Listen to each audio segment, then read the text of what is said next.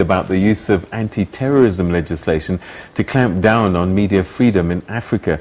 Yesterday, Cameroonian journalist Ahmed Abba was sentenced to 10 years in prison on terrorism charges related to his work covering the Boko-Haram insurgency in the region. Abba, who was arrested and detained for over 600 days, was facing the death penalty.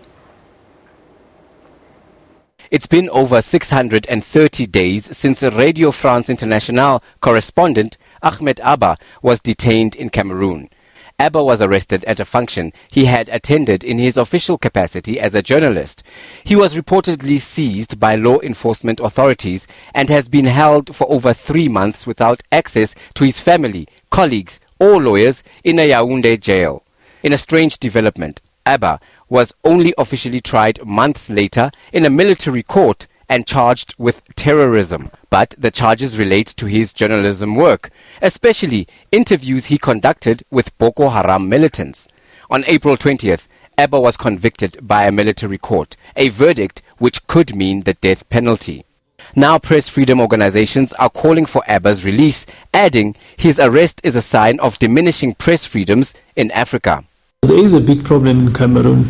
I think the problem here is that you've got governments that are using their anti-terror legislation to clamp down on media, to close down on democratic spaces. And that, as the African Editors Forum, working with organizations like the Committee to Protect Journalists, are pushing back and calling on this to stop. And there are 7 other journalists, I might add, that are also facing terrorism-linked charges. They've been arrested recently. So what you're seeing is a crackdown on the democratic space by governments who are using terror legislation to try and hit back at those that they believe may be critics or may be seen as being anti-government or anti-the ruling party.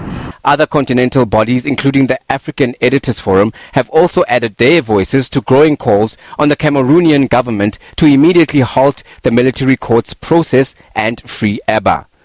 African editors say they are deeply concerned that some governments on the continent are using the so-called war on terror to close down democratic spaces and launch assaults on the media. Tumalo Mohlaudi, SABC News, Johannesburg.